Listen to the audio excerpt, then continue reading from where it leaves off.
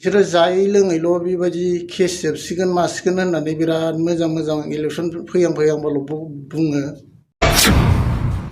2024 জানুৱাৰী 27 তাৰিখে হেতু 4 বছৰ মানে 3 বছৰ অতিক্ৰম কৰিব। खुलुमबाय लोगोफोर गुड मर्निं दिनैहाय आं फुङावनो मोनसे फेसबुकआव ना प्रतिदिन टाइम ना मा मोनसे एसामिस निउसाव मोनसे नुनो मोनदों जे दिपेन बर'आ नैबे एकर्डनि बाथ्राखौ लालायनानै माखासे बाथ्रा बुंनायखौ जों नुनो मोनदों।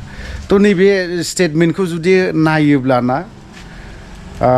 फरायसा आफादजों आरो खुंथायाव थानाय ना बिथांमोनजों माबायदि रिलेसन दंलायो दा बेफोर बाथ्राखौ जुदि नायोब्ला एसेब्लाबो हमना मोनदाङो जे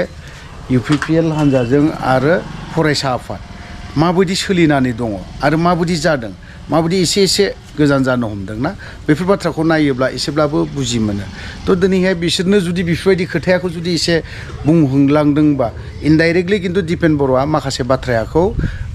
इनडाइरेक्टलि बुंलांबाय थानायखौ जों नुनो मोनदों। तो दानिल' नङा बिनि स्टेटमेन्ट होनाय माखासेफ्रा नैबे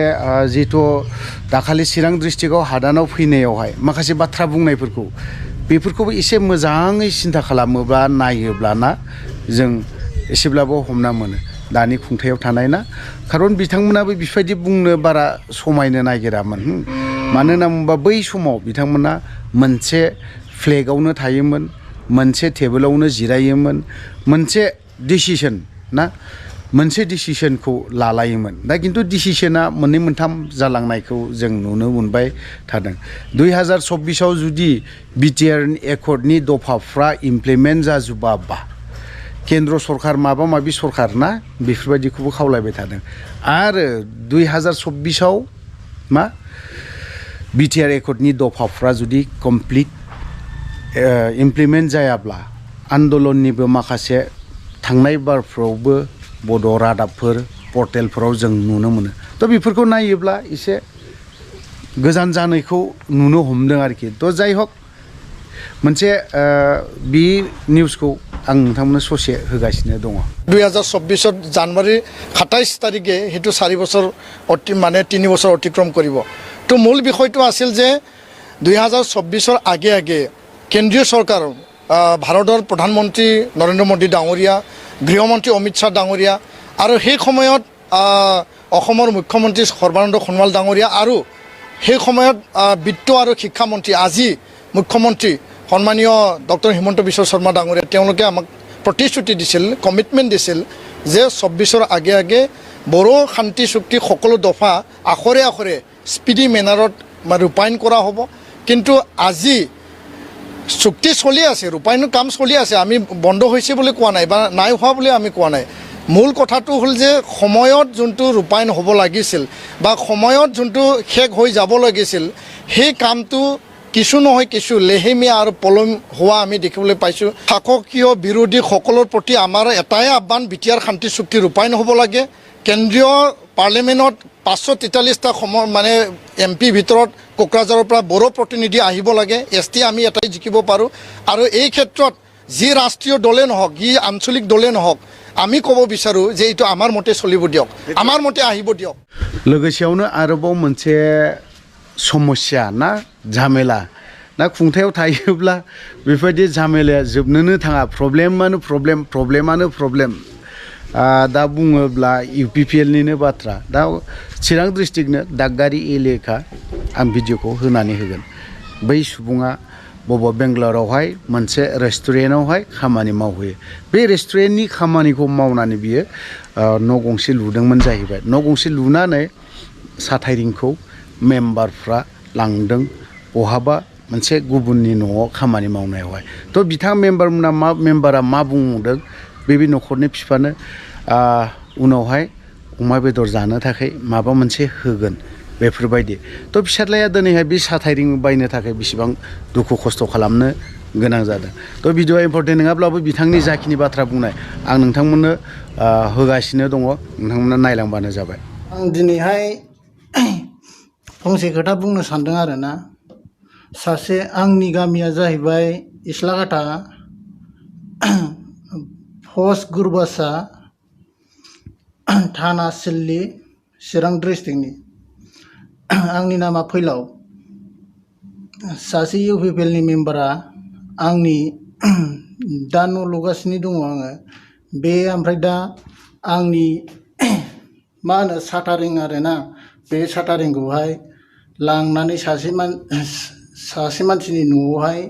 आंनि साटारिंखौ गावसिनि गभर्नमेन्टनि न' मोननायावहाय बाहायहैदों आं दा बेखौनो बुंनो सानदों आरोना गभर्नमेन्टनिफ्राय जि साटारिं आरिया फ्रि मोनखायो बे फ्रिखौहाय बिसोरो आंनिखौसो लानानै थांगुलायनाय बोरै जाखो जोंना बिफायाबो बुंदोंमोन जाहैबाय बेनाव सोंहरगोराबा जानला मोनला लांगोरनो मोना मानो मोना होननानै बुंदोंमोन जाहैबाय बेदर जानो फैसा होगोनलै होननानै बुंदोंनो नांगौ जायोबा गोदान हरफिनगोन होननानै बुंदोंनो आंथ' मोनथियामोन नालाय ओमफ्राय नै दा 15 दिन 16 दिन जाहैबाय आरो साटारिंआ दासिमबो सफैया बिसोरथ' हाफ्लेजोब्बाय जानो हागौ मैया गावखौ फन हरनानै सोंहरदोंमोन आङो आंनि सिगाङाव बियो आं मैया बेनाव 6:40 फन बुनाय जादोंमोन आरो 6:40 फन बुनायाव बुंहरबाय आं खावदों नामा मादों नामा होननानै बेबायदि डाइरेक्टल' बुंहरबाय आं बुंदोंमोन बेखौहाय आंनि साटारिंखौ आंनाव सोङा हसिया बोरै लानानै थांखो आंहा न' लुबावनांगौ दङ न'आनो दासिम मोनसेल' हादों आरो लुबावगोन आङो बैसागावनो लुबावनो नागिरदों मानो साटारिंखौ जानला मोनला लांखो होननानै बुंदोंमोन आं ओमफ्रायो बियो आं खावनानै लाबोदों नामा मादों नामा होननानै फनखौ डाइरेक्ट दानहरबाय आरो आंजों मोजांबो रायलायहरफिनासै दा गावबो कन्टेक्टबो खालामफिनाखै आंनावहाय फनखौ बुदोंमोन आङो सुइस अफसो आरो दा खस्थ' जानाय लोंनाय थिग गैयाबाबो खस्थ' सहायनानैहाय खामानि मावगासिनो आङो बिदेशआव थानानै न' बानायगासिनो आंनि साटारिंखौसो लांनानै गभर्नमेन्टनि न'आव बाहायहैनाय जाबाय आरोना जोंना बिफायाबो आरो UPPL आव थानानै दासिमबो केसआनो जोबाखै दुखु खस्थ'जों सहायनानै दंगासिनो दङ बै समावहाय MP बहराव ना मायावबा न' सावलायलायनाय जादोंमोन बिनि केसआनो दाबो जोबाखै आरो बेनिफ्रायबो आङो बेखौ बिराद दुखु मोननानै दङ बिसोरो जायै लोङैल' बेबायदि केस जोबसिगोन मासिगोन होननानै बिराद मोजां मोजां इलेक्सन फैहांबाल' बुङो बेबायदि आरोना बिसोरो दा ओरैबो थांनो हाया ओरैबो फैनो हाया जोंना आइया खस्थ' खालामो सना फाननानै माबायो आरो सना फाननाय माबा फाननाय बेबायदिजोंनो खर्ट गाबाय थानांगौ जायो दासिमबो जोबाखै केसआ बिसोरो दा नायफिनबावला 7 जन ना बेसेबांबा दङ बिसोरो केस जानानै थानाया दा नायफिनाबो बिसोरखौ सैमाबो सोङा UPPL नि होननानै